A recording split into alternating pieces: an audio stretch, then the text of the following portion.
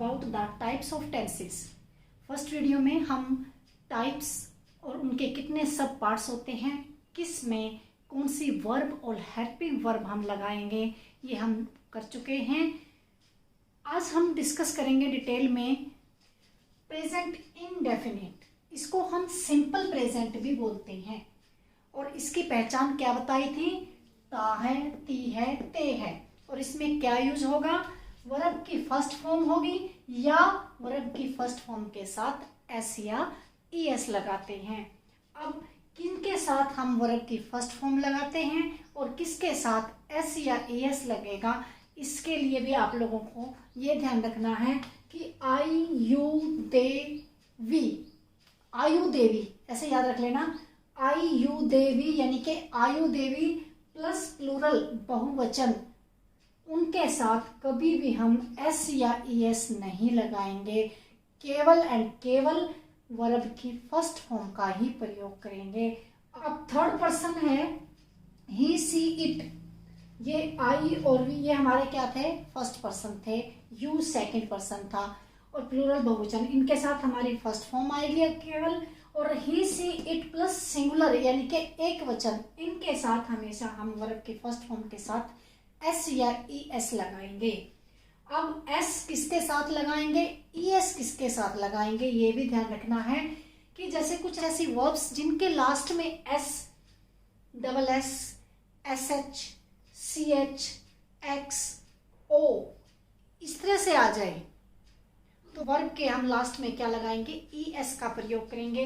या कोई vowel word आ जाए, वोवल हमने जैसे आर्टिकल वाले टॉपिक्स में हमारा आता है about the vowel and consonant से रिलेटेड, तो जो वोवल वर्ड्स कौन से 5 वोवल्स हैं हमारे, ए ई आई ओ यू, ये आ जाए, या S, double S, S H, C H, X, O ये आ जाए तो हमने क्या लगाना है, ई एस लगाना है। और अगर वर्ब के लास्ट में वाई आ जाए और उससे ठीक पहले कॉन्सोनेंट आ जाए, व्यंजन आ जाए, यानी कि ए ई आई ओ यू, इनको छोड़कर कोई दूसरे जो अल्फाबेट्स हैं वो आ जाएं तो उनमें हम वाई को हटाकर आई ई एस का प्रयोग करेंगे और बाकी सभी के साथ हम एस का प्रयोग करेंगे। और कुछ ऐसे, अब सिंगुलर में कुछ ऐसे एग्जांपल्स हैं कि जैसे अनकाउंटेबल जो नाउन है, वाटर, आइस, टी, मिल्क, ये सब क्या है हमारे, इनको हम हमेशा सिंगुलर यानी कि एक वचन में मानेंगे और इनके साथ एक वचन वाला ही यानी कि एस या ई एस ही यूज होगा। अब इनके और एक है डू, डज, डिड, ये हमारी जो हेल्पिंग वर्ब हैं वो हमारे नेगेटिव और इंटरोगेटिव वाक्यों में यूज होती हैं, ओनली सिंपल में नहीं। तो डू और डज, डिड इन तीनों के साथ भी हमने हमेशा क्या लगानी है, वर्ब की फर्स्ट फॉर्म का ही प्रयोग करना है। इनके साथ और कोई वर्ब की फर्स्ट नहीं आएगी, सिर्फ वर्ब की फर्स्ट फॉर्म ही आएगी और ये mostly use in negative and question वाले वाक्यों में प्रयोग किया जाता है इनका। और अब इनके जो स्ट्रक्चर है इसमें 4 तरह के सेंटेंसेस बनते हैं। फर्स्ट अफर्मेटिव यानी कि सिंपल वाक्य, जिसमें हम एस वी ओ वाला फॉर्मूला हमने ध्यान रखना है सभी में, S subject, V verb, O object. तो सिंपल में क्या होता है, सिर्फ सब्जेक्ट, वर्ब एंड ऑब्जेक्ट होता है। जैसे ही गोज टू स्कूल, अब ही क्या है हमारा, सब्जेक्ट, गोज क्या है हमारी वर्ब और ये हमारा क्या है, ऑब्जेक्ट। तो एस वी ओ हर सेंटेंस में हमने ये फॉर्मूला ध्यान रखना है कि सब्जेक्ट होगा, वर्ब होगी और ऑब्जेक्ट होगा, इन्हीं से मिलकर सेंटेंस बनता है। नेगेटिव वाक्यों में अब हम डू और डज यानी कि डू और डज का प्रयोग नेगेटिव और इंटेरोगेटिव वाक्यों में ही करना है, हमने ये ध्यान रखना है, सिंपल में नहीं। ही गोज, अब ये देखो कि यहाँ पर गोज हमने एस लगाया इस वर्ब के आगे, क्यों, क्योंकि एक तो ये हमारा सब्जेक्ट क्या है, ही से इट में से है, थर्ड पर्सन में से ही है तो एस या एस लगेगा। अब ईएस लगाया, गो ओ है वर्ब के लास्ट में, तो इसके पीछे हमने क्या लगा दिया, ईएस लगा दिया, तो इसलिए ही गोज टू स्कूल। अब इसको हम अगर नेगेटिव में चेंज करें तो कैसे बनेगा, पहले नेगेटिव में हम क्या लिखेंगे, सब्जेक्ट। सब्जेक्ट क्या है हमारा, ही। अब डू या डज, इनमें से लगाना है हमने। अब ही क्या है हमारा, थर्ड पर्सन, यानी कि एस या ईएस वाला लगेगा। इसका मतलब डू इनके साथ नहीं लगेगा, इनके आई यू दे वी और प्लूरल के साथ ही लगे, हमेशा डू लगेगा, और ही सी इट और सिंगुलर के साथ डज लगेगा, ये ध्यान रखना है, यानी कि ईएस वाला ही लगना है। तो यहाँ पर ही तो गोज, अब गो वर्ब है, वर्ब से पहले नेगेटिव में क्या आएगा, पहले सब्जेक्ट आएगा, फिर हेल्पिंग वर्ब डू या डज आएगी, फिर नोट आएगा, फिर वर्ब की फर्स्ट फॉर्म और फिर ऑब्जेक्ट आएगा। ऐसे हम बनाएंगे इसका स्ट्रक्चर। अब इसमें ही, अब गोज यानी कि ईएस वाला लगेगा, ईएस वाला कौन सा था, डज, तो ही डज। उसके बाद हम ये ऐड कर देंगे नो, यानी कि नेगेटिव, नेगेटिव न से पता लग रहा है कि नोट नेगेटिव, ऐसे ध्यान रख लेना, he does not go to school. ये हमारा नेगेटिव स्ट्रक्चर बन गया। अब अगर हम इसको इंटेरोगेटिव में चेंज करेंगे तो कैसे करेंगे, इंटेरोगेटिव में क्या होता है, उसको जो ये हमारी हेल्पिंग वर्ब है उसको हम सब्जेक्ट से पहले लगाते हैं। पहले अब क्या है, इसका क्या बन जाएगा, डज, उसके बाद क्या आएगा, सब्जेक्ट ही, उसके बाद वर्ब, उसके बाद ऑब्जेक्ट और क्वेश्चन मार्क लगेगा।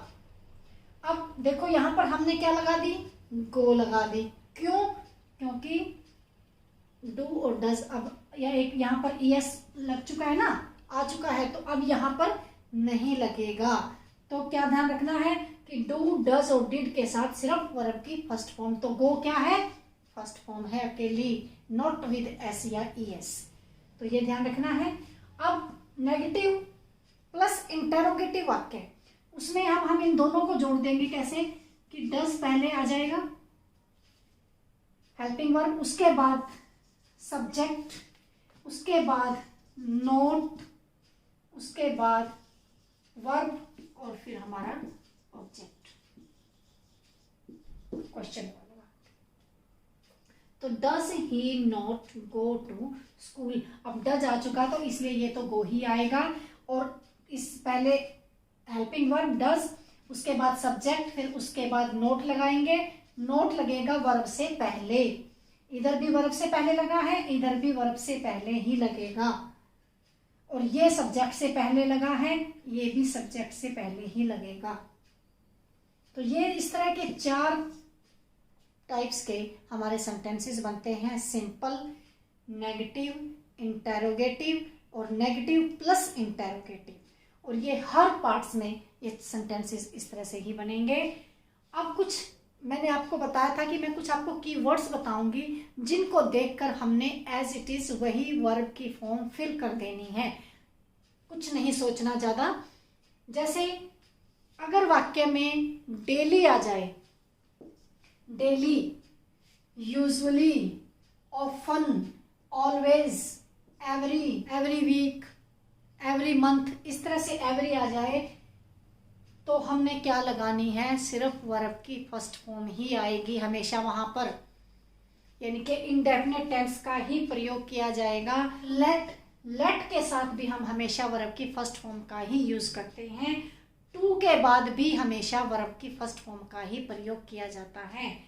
और हमारे जो जितने मोडाल्स हैं, shall, will, can, could, may, might, must, ये सब क्या है, मोडाल्स हैं।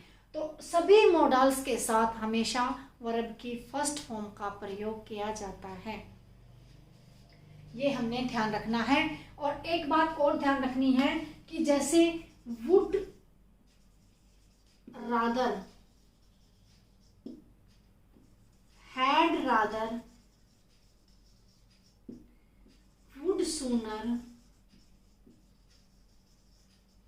Had sooner, would better,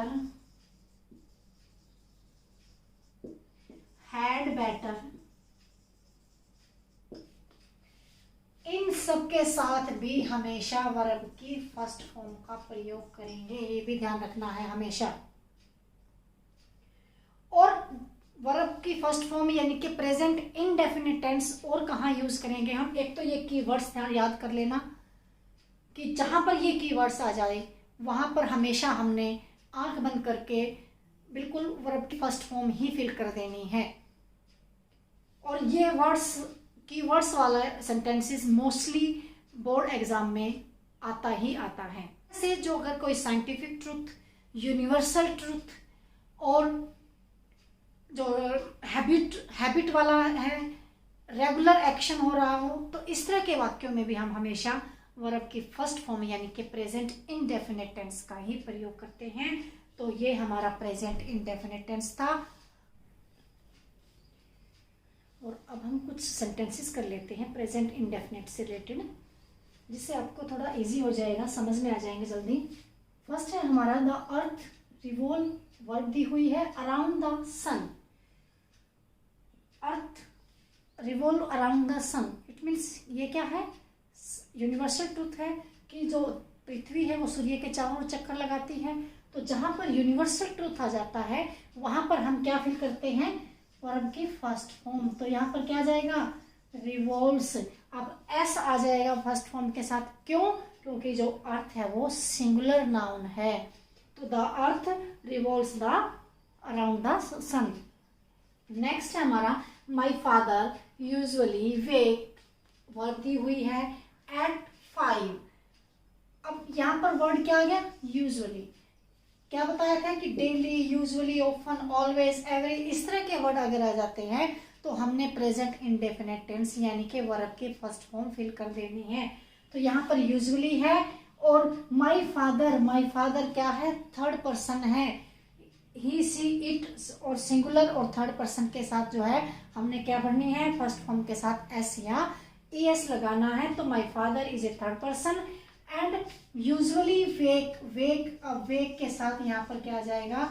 wax, क्योंकि यूजुअली वर्ड कीवर्ड आ गया तो फर्स्ट फॉर्म ही आएगी इसमें। नेक्स्ट है 2 and 2 मेक, वर्ब दी हुई है 4। तो 2 and 2 यानी कि एंड लग के अब ये क्या हो गया? एक से अधिक हो गए।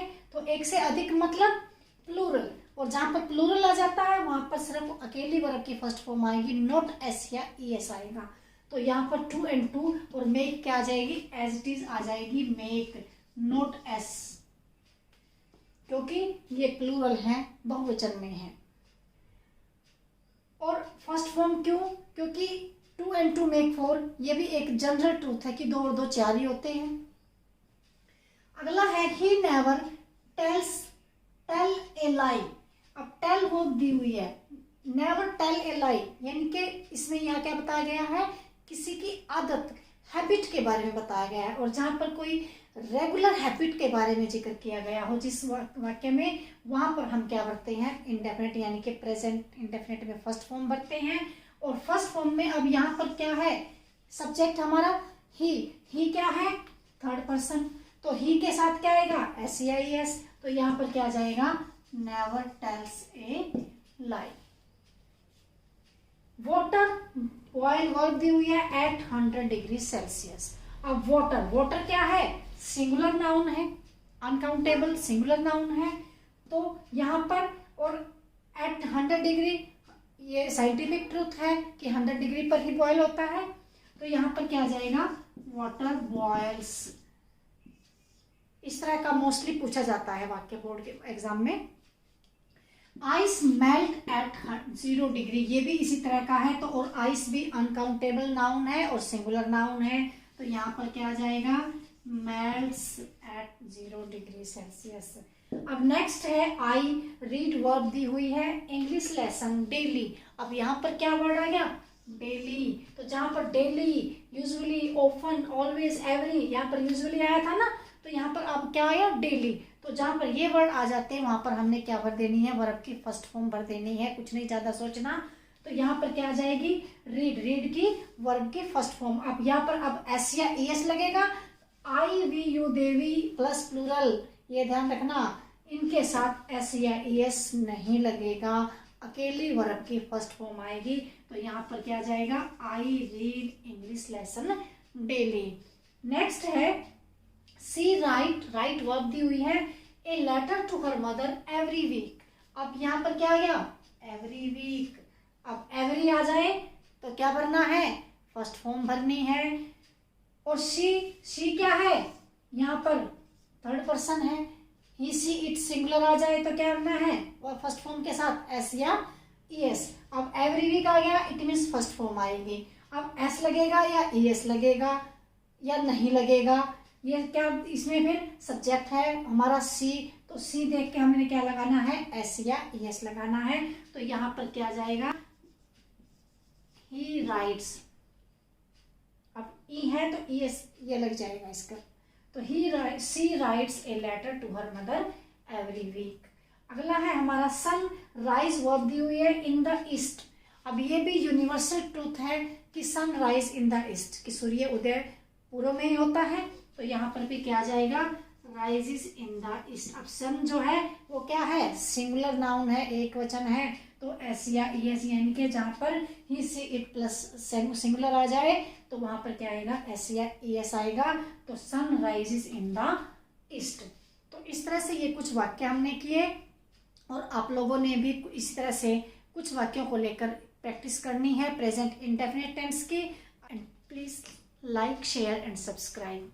Thank you.